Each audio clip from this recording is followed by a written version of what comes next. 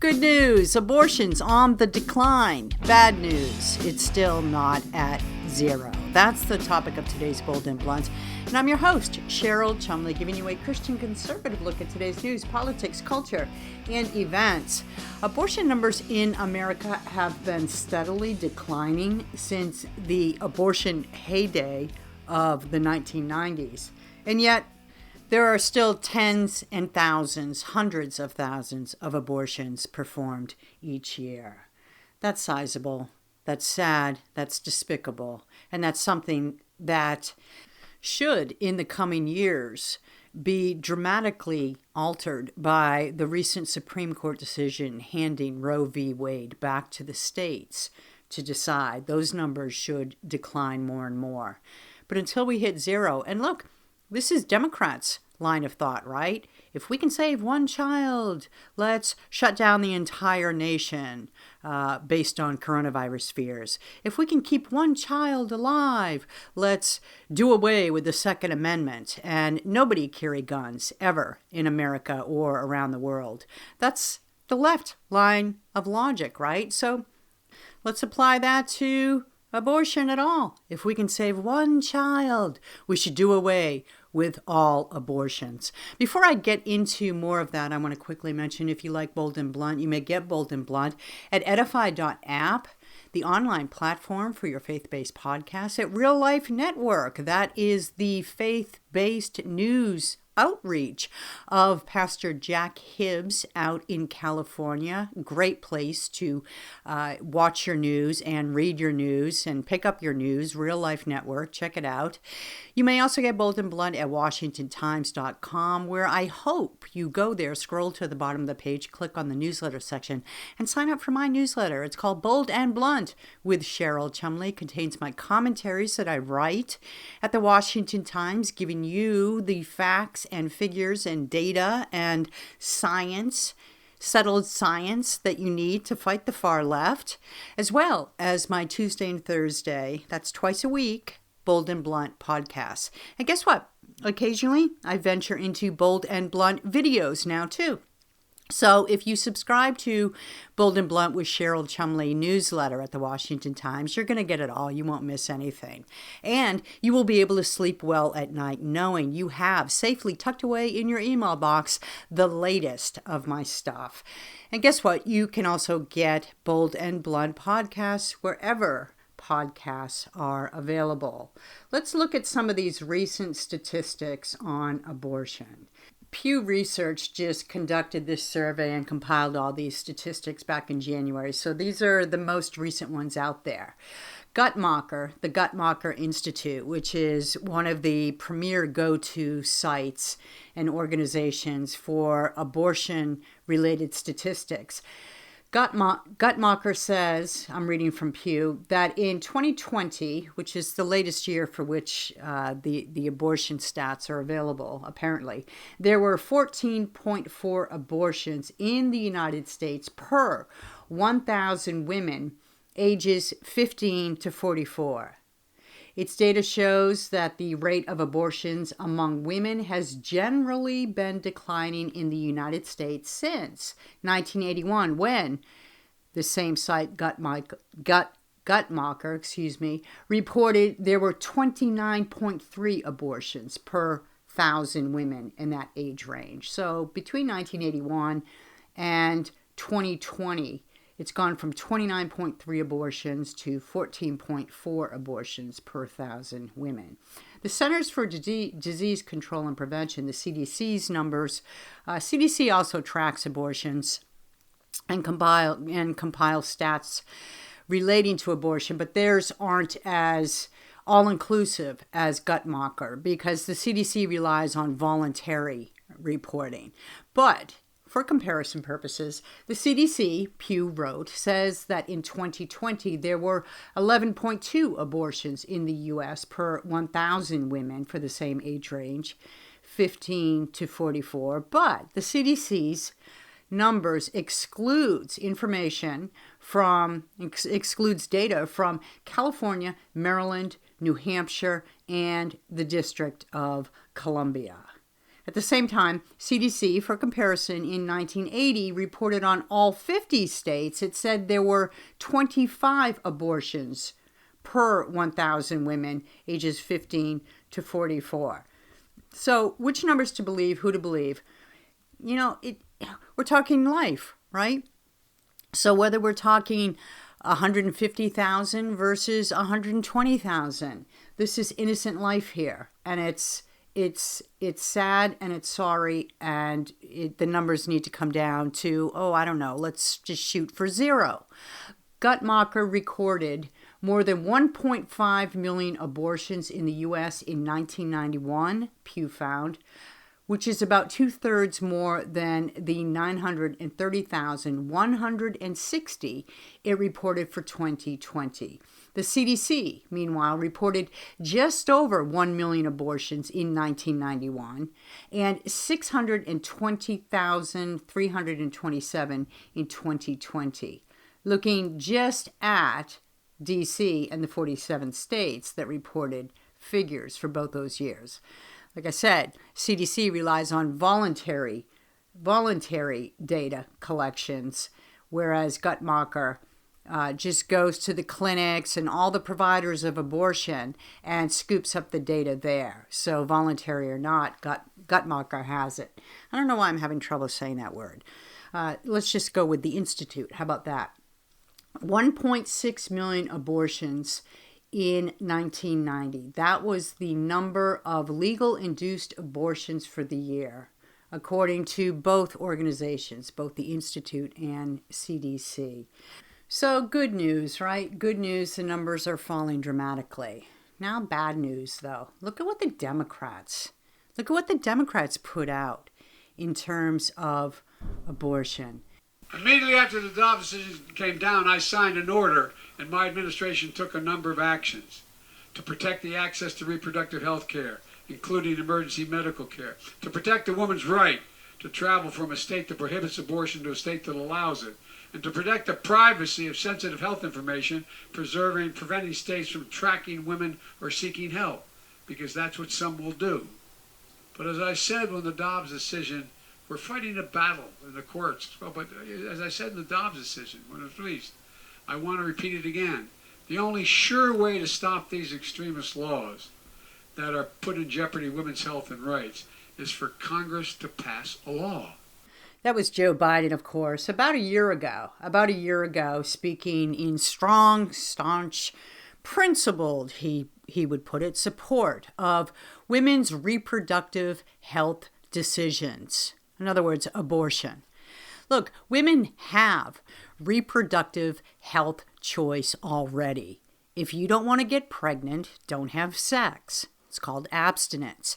And I know that drives the left, the Democrats, the feminists, the radical feminists nuts to think of the idea of abstaining from sex because of concerns about getting pregnant.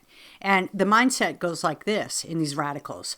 Well, men can have sex whenever they want, with whomever they want, so why can't I? Men can have sex with 1,000 partners, 1,000 women, and they don't have to worry about getting pregnant. Why can't I? And so it's a rebellion.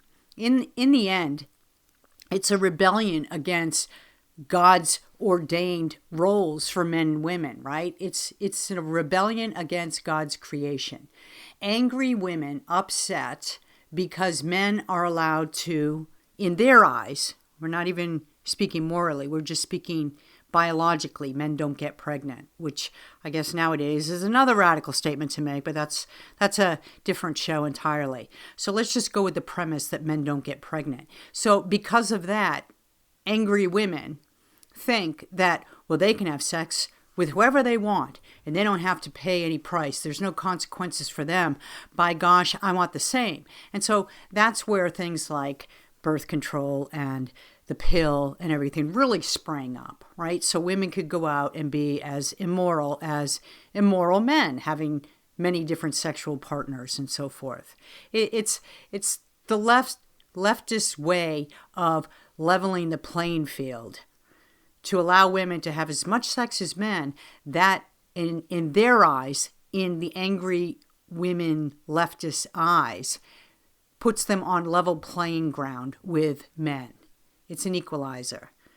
But look, it's moral decay, however you look at it, whether you're talking about men having sex at whim with whomever, or women having sex at whim with whomever. It comes down to a moral decay of society and a rebellion against God's commands. Because sex is supposed to be in marriage, right? I mean, that's Bible truth right there.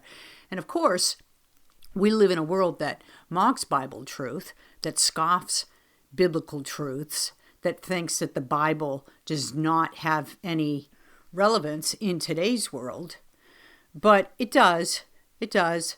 The truth in the Bible is the truth in the Bible. The truth of the Bible yesterday, 1,000 years ago, the same truth of the Bible today in 2023. And before I bring on my guest, I want to read you this thing I found from Mother Jones, which, of course, if you're familiar with that title, it's a radical leftist rag, right? It's a magazine for communists, in essence. But here it is. They covered the changes in abortion in America due to the Supreme Court decision. And I just found their elevation of this particular abortion provider, this medical doctor, very telling of the left's mentality. The title is The Rise of the Abortion Cowboy. The subtitle reads like this: Dr. Aaron Campbell is part of a growing cadre of abortion providers traveling great distances to provide care. He takes his show on the road. He takes his abortion show on the road. And he wants cowboy boots for it. This is how the story starts. The doctor wants a pair of boots. This is a story about an abortion provider so intent on continuing his abortion activities that he takes his abortion implements, his tools of abortion, his clinic, his knowledge, and so forth, and travels to states to meet women to perform abortions for them where it's more convenient for them. Maybe they can't afford to travel. Maybe they can't take time off of work, or, sad as the case may be, out of school to travel. So he goes there. He goes to them. And Mother Jones opens the piece like this: The doctor wants a pair of boots. Not just any boots either. A specific brand of cowboy boot, handcrafted in Texas. Boots that adorn the feet of the Dallas Cowboy cheerleaders, for instance, and singer-songwriter Chris Stapleton. Wow. So, an abortion provider who travels the nation for his abortion patients is likened to a cowboy. And Mother Jones has such regard for the killing of babies that it focuses its piece on cowboy boots. Amazing. That is the mentality of the left on abortion. This is why you get so many crazies in the streets demanding abortion, demanding taxpayer-funded abortion, stormtrooping outside Supreme Court justices' homes to intimidate and bully them into keeping abortion access unfettered in America. This is the mentality we have to deal with. My guest today, Frank Pavone, National Director of Priests for Life, and a good friend of Pope Francis's, I heard. Thank you so much for being on Bold and Blunt. It's great to have you here. Oh, well, thank you for your work. It's so good to collaborate with you in different ways, and grateful to be on with you today. So let's talk about abortion in America and the recent Supreme Court decision, which I know that you followed closely, and you probably had a major hand in bringing about with all your pro-life activism through the years. What did the Supreme Court decision in layman's do, but more importantly, what did it not do? What is there left for the pro-life movement to fight for? Well, Cheryl, what it did was it allowed people to protect their children and their grandchildren. What the decision did was to take away the obstacles to protecting unborn children from abortion. Because Roe v. Wade said you can't do it. Strange as it sounds, it said somehow the founders had in mind in the Constitution, or somewhere in the back of their mind, that if the people, through their elected lawmakers, wanted to set a policy that said, and this policy was already largely in place at the founding of our country, a policy that said, children in the womb should be protected from being torn apart and thrown in the garbage, that Roe v. Wade said somehow it's against the Constitution to do that. And it doesn't make any sense when you think of it in those terms. But we were subject to a policy that somehow pitted life against freedom, pitted the protection of babies against women's rights. We're in favor of both of those things, women's rights and the protection of babies. What the Dobbs decision did not do was to make abortion illegal. What it did do is increase the freedom of the people to set policy on abortion. Instead of the court setting the policy, it said, let the people decide the policy through their elected lawmakers. And that, of course, is the way the Constitution has set it up in the first place. Yeah, it always should have been a 10th Amendment, a states' rights issue. And I think there's been acknowledgement of that for some time. But the Democrats just have gone nuts over this case. They're fundraising off of it for the upcoming elections and so forth. Do you see the Democrats' views on abortion as resonating with the American people, or do you see them as alienating the American voter? Well, our listeners will know the answer to that right away once we point out that the Democrat position is abortion is more abortion. In other words, they want fewer regulations, fewer restrictions. In fact, if you ask Democrat candidates or the leaders of the party, in what circumstance would you limit abortion, they can't give us an answer. They appear to want unlimited abortion. They've even introduced and voted in previous Congresses on a bill that would do exactly that. It would take away any restriction, including parental involvement in the abortion of a minor-age daughter. So the American people are not in tune with that. I mean, just to say it is to realize it's self-evident. The Americans are not in favor of aborting healthy babies of healthy mothers in the 6th, 7th, 8th month of pregnancy. And so their views diverge greatly from those of mainstream America. And yet they continue to try to make it politically advantageous for them to push those views. The only way they succeed in doing that is by just reframing the issue completely and making people afraid that, the Republicans, they're trying to take away women's rights, women's health care, even in emergency circumstances, and you can't let them do that. So once they frame it that way, a lot of people buy into this, but we need to take a step back and ask ourselves, what are they really saying, and what really is their position on this issue? I can understand why Democrats would be all up in an uproar over the Supreme Court's decision and so forth, because, abortion at all costs, taxpayer-funded abortion has been on their platform for years and years. But what I have a little more difficulty understanding is the Catholic Church's opposition to you and your campaigning. Talk a little bit about that, what happened, and where you go from here in terms of your church beliefs. Well, the good thing is that I still have my position. Most priests, if they're told that they can't be priests, which is what they told me for reasons that we can briefly touch on, they would have lost their job. But I didn't lose my job because I've been running this ministry for the last 30 years that is governed and funded independently of the bishops, although in union with the church's teaching.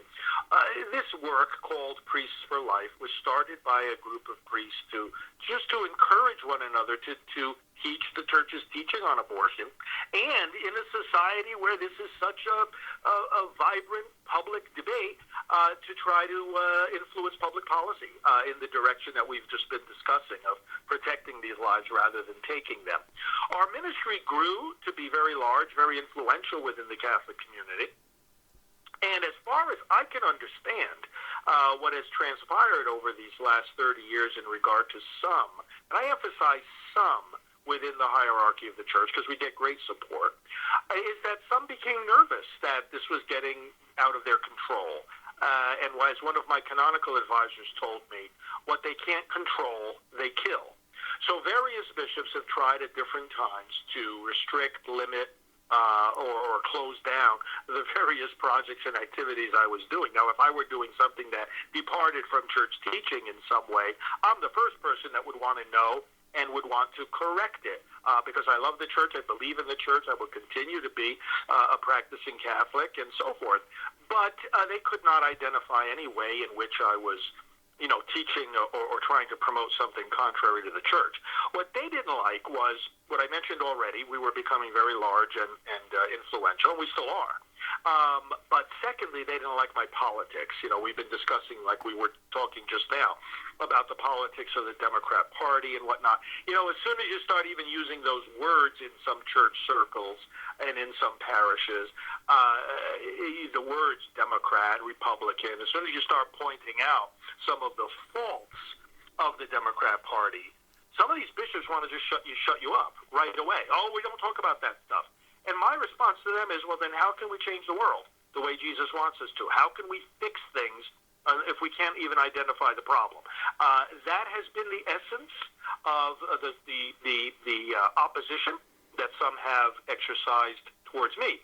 And I should point out, even under Pope Francis, the Vatican has backed me up multiple times, because this latest action that they took last fall was the culmination of actually over 20 years of battling back and forth, and when some bishops would try to restrict me, I would appeal to the Vatican, and most of the time they backed me up, because they said, oh, this is a good work, you should continue to be able to do it. Obviously, you have to do it within the bounds of the, church's teaching, but it's a good work.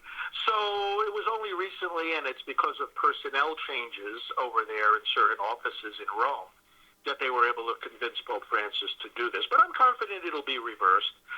We've been consistent, Cheryl. That's the thing I say to people. I said, I have a clear conscience, and I know I've been consistent from day one in what I've asked the church for, and that is very simply allow me to exercise my priesthood in defense of the unborn. Some priests are full-time doing prison ministry. Others are full-time educating young people or building churches in mission countries or visiting the sick. And it's like, how about the unborn? Aren't they important enough? Aren't they valuable enough for someone to devote his life to saving them? That's been my consistent appeal to the church. Simply, give a blessing to that kind of work. Well, I'm glad to have that explanation, because as you probably noticed, I introduced rather sarcastically, good friend, you're a good friend of Pope Francis's, and I meant it humorously, but it's good to know that you do have the backing of him, and that it's really some in the Vatican, which is a political body itself in some respects. It is a political body, and I know that because I worked there for a couple of years, as you might well know, although this was some time ago. This was under John Paul II. But still, it's a bureaucracy. And just like, we're seeing more and more in American politics that there is such a thing as the deep state, there's also such a thing as the deep church. And just like we see in various federal offices in our civil government, you've got people working in certain positions that just don't believe in the agenda of, whatever administration might be in power. You've got the same thing in Rome. There are some people working in those offices that, frankly, I don't know what they believe. And Pope Francis himself, I have enjoyed support from him. But at the same time, he's taken a lot of questionable positions and statements and actions that are just leaving a lot of Catholics scratching their heads. And I say to them, look, we've got to take a step back. There's going to be a lot more controversy in the Catholic community in the coming weeks as they have this synod of bishops. But I say to people, look, let's take a position of reason and faith and say, look, it's okay to be confused about something that the Pope says, but we never have to be confused about what the faith says, because the faith has been passed on to us quite publicly. There's nobody in the church that has some kind of secret knowledge, about the teachings of Jesus. Jesus gave his teachings openly to all the world. We're capable of understanding them, and it's like that's what we've got to keep focused on. What are the teachings that have been handed down to us from Jesus? If we believe in him, if we follow him, well, that's what the Catholic Church is supposed to be all about. That's what the Pope's work is supposed to be all about, to encourage us to do exactly that. That's a good way of putting it. That's a good reminder, and sort of a good head thump to the need to have an individual relationship with Jesus as well. Absolutely. And I want to go back to what you said a couple minutes ago about the uncomfortable feeling some in the Catholic Church got when you waded into politics. And I find that interesting because it's not just the Catholic Church, right? There are a lot of denominations, a lot of churches in America that are led by people who have the same uncomfortable feeling. But when it comes down to it, politics is just people. And if you look at the Democrat Party, it's a little bit of a head scratcher that so many in the Democrat Party, on one hand, can advocate sometimes fiercely for abortion rights for women, but at the same time, they lay claim to a belief in Jesus, and in particular, I say they are part of the Catholic Church. You know, of course, Biden, Pelosi, and various others in high levels of government fall into this category. And the church has spoken about this. You know, the U.S. bishops issued a wonderful document all the way back in 98, 25 years now, called Living the Gospel of Life, a challenge to American Catholics. And they said there that, you know, when it comes to abortion, which undeniably takes the life of a baby, this is not a sectarian view when we say that life should be protected. This is a view that just flows from our basic human decency and should flow from our Constitution, that everyone has the right to life. The Declaration of Independence asserts that. So the bishops say, look, it's not like we're trying to impose our religion on the political world.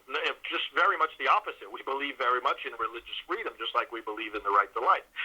It's that there are certain basic human rights which both church and state have to defend. So to advance that teaching, you know, when some people will say, here's the way I distinguish what I'm trying to do from being unduly partisan within church circles, because it's true. The church bears witness to the kingdom of God. It's not meant to be a political party. And I say, well, here's the distinction I make. I stand up and say the baby in the womb has to be protected. And if that's going to be more than wishful thinking, then we have to elect people who are going to pass the laws to protect them and put judges in place who are going to uphold those laws. So, if I give that message today, because the Democrats are for abortion as a party, and by the way, the grassroots, there's millions and millions of grassroots Democrats who are fiercely pro-life, and we work with them. It's the party we're talking about, party leadership.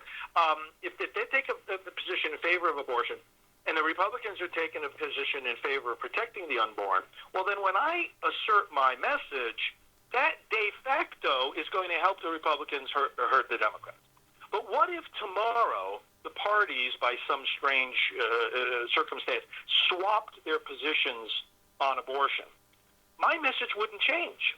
It would be exactly the same, because I'm not standing on the Democrat platform nor on the Republican platform. I'm standing on the platform of Jesus Christ. And this is what the church needs to be able to say. We're proclaiming the moral law. We're proclaiming the gospel of Christ.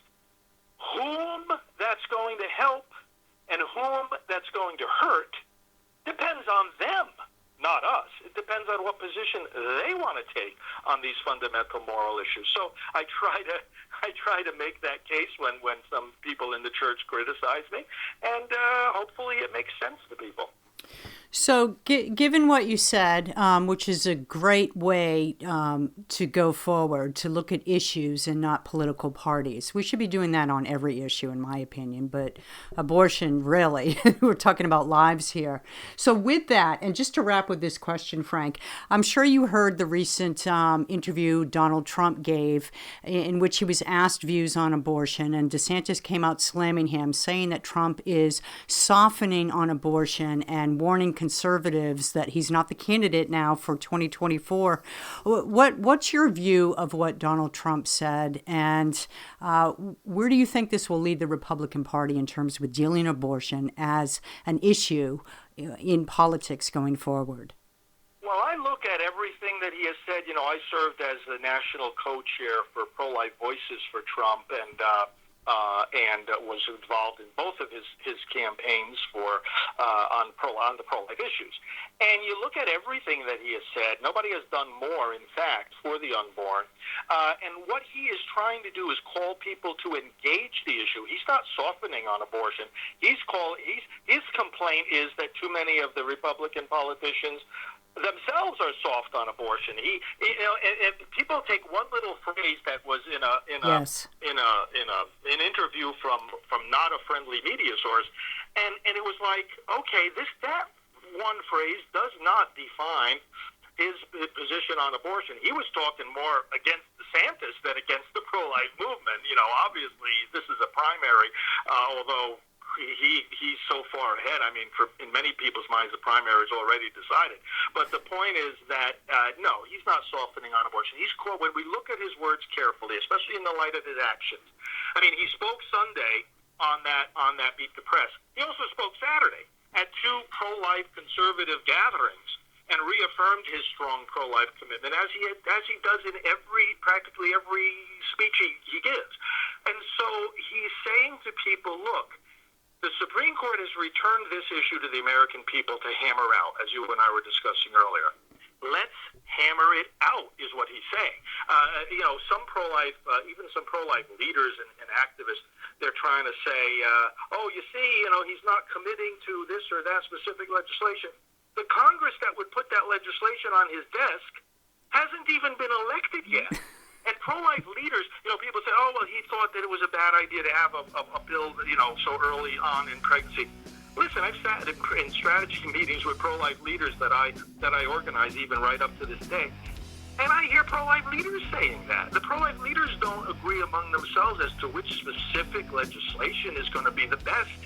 But that doesn't mean they're not committed to protecting the unborn, and it doesn't mean President Trump is not committed to protecting the unborn. He is.